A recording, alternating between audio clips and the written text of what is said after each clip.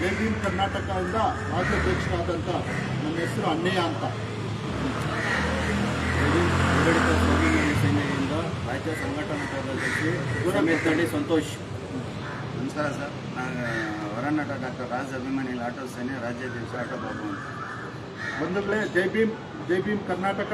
ಬಂಧುಗಳೇ, ಇದು ಲೈವ್ ಅಂದರೆ ಬೆಂಗಳೂರು ಪೂರ್ವ ತಾಲೂಕು ಕೇರ್ಪುರ ಹೋಬಳಿ ಬೆಂಗಳೂರು ಪೂರ್ವ ತಾಲೂಕು ವರ್ತೂರು ಹೋಬಳಿ ಗುಂಜೂರು ಗ್ರಾಮದ ಸರ್ವೆ ನಂಬರ್ 265ರಲ್ಲಿ 4 ಎಕರೆ 14 ಗುಂಟೆ ಶ್ರೀ ಪಟಾಲಮ್ಮ ದೇವಸ್ಥಾನ ಜಾಗನ ಅಕ್ರಮವಾಗಿ ಇವತ್ತೇನು ಕಬಳಿಸಿದ್ದಾರೆ ಅದರ ವಿರೋಧವಾಗಿ ಲೈವ್ ಬರ್ತಾ ಇದ್ದೀರಿ.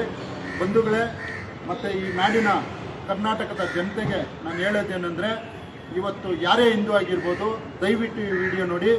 ಯಾಕಂದರೆ ಇವತ್ತು ಹಿಂದೂಗಳು ಅಂತ ಹೆಸರು ಹೇಳ್ಕೊಂಡು ಸುಮಾರು ರಾಜಕೀಯ ವ್ಯಕ್ತಿಗಳು ಮತ್ತು ಸುಮಾರು ಸಂಘಟನೆಗಳು ಎಲ್ಲರೂ ಬರೀ ನಾವು ಹಿಂದೂಗಳು ಅಂತ ಹೇಳ್ತಾರೆ ವಿನ ಹಿಂದೂಗಳ ಪರ ಯಾವ ಸಂಘಟನೆಯೂ ನಿಂತ್ಕೊಂತಲ್ಲ, ಯಾವ ರಾಜಕೀಯದವರು ನಿಂತ್ಕೊಂತಲ್ಲ. ಇದಕ್ಕೆ ಕಾರಣ ಏನು ಅಂದರೆ, ಬಂಧುಗಳೇ, ಇದು ನಾನು ಮೊದಲಿಗೆ ಕನ್ನಡಿಗರಿಗೆ ನಾನೇನಾದ್ರು ತಪ್ಪಾಗಿದ್ದರೆ, ನಾನು ತಪ್ಪು ಮಾತಾಡಿದ್ರೆ ನಾನು ಕನ್ನಡಿಗರಲ್ಲಿ ಮತ್ತು ನಾನು ಹಿಂದೂಗಳಲ್ಲಿ ಕ್ಷಮೆ ಇರಲಿ ಅಂತ ಹೇಳ್ತಾ ಈ ವಿಷಯನ ನಾನು ಹೇಳ್ತಾ ಇದ್ದೀನಿ. ದಯವಿಟ್ಟು ಎಲ್ಲರೂ ಇದನ್ನು ನೋಡಿ. ನಮ್ಮ ರಾಜ್ಕುಮಾರ್ ಸಂಘದ ರಾಜ್ಯಾಧ್ಯಕ್ಷರಾದಂಥ ಆಟೋ ಬಾಬಣ್ಣವರಿದ್ದಾರೆ.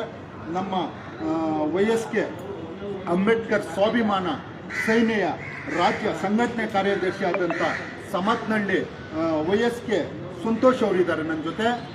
ಇವತ್ತು ನಾವು ಹೋರಾಟ ಫಿಕ್ಸ್ ಮಾಡಿದ್ರಿ, ಆದರೆ ಕಾರಣಾಂತರದಿಂದ ಇವತ್ತು ಕೋರೆಗಾವ್ದು ವಿಜಯೋತ್ಸವ ಇದ್ದಿದ್ದರಿಂದ ಇವತ್ತು ನಾವು ಅದನ್ನು ಹಿಂದೆ ಪಡೆದು ಇನ್ನು 2-3 ದಿನದಲ್ಲಿ ಇದೇ ಜಿಲ್ಲಾಧಿಕಾರಿಗಳ ಮುಂದೆ ಅಥವಾ CM ಕಚೇರಿ ಮುಂದೆ ಇಲ್ಲ ಮುಜರಾಯಿ ಇಲಾಖೆಯ ಸಚಿವರ ಮನೆ ಮುಂದೆ ಹೋರಾಟ ಮಾಡಬೇಕು ಅಂತ ನಾವು ತೀರ್ಮಾನ ಮಾಡಿದ್ದೀರಿ. ಬಂಧುಗಳೇ, ಇದು ಏನು ವಿಷಯ ಅಂತ ಹೇಳಿದ್ರೆ, ಇದು ಒಂದು ಹಿಂದೂ ದೇವಸ್ಥಾನ ಅಂದರೆ ಶ್ರೀ ಪಟಾಲಮ್ಮ ದೇವಸ್ಥಾನ ಗುಂಜೂರಲ್ಲಿರೋದು. ಗುಂಜೂರು ಸರ್ವೆ ನಂಬರು 265ರಲ್ಲಿ 4 ಎಕರೆ 14 ಗುಂಟೆ ಸರ್ಕಾರಿ ಜಾಗ ಇರ್ತದೆ.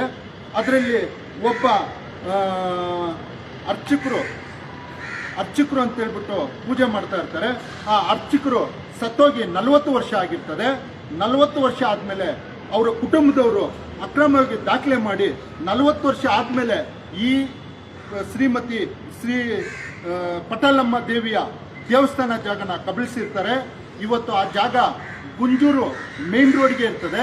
ಅದು ಇವತ್ತು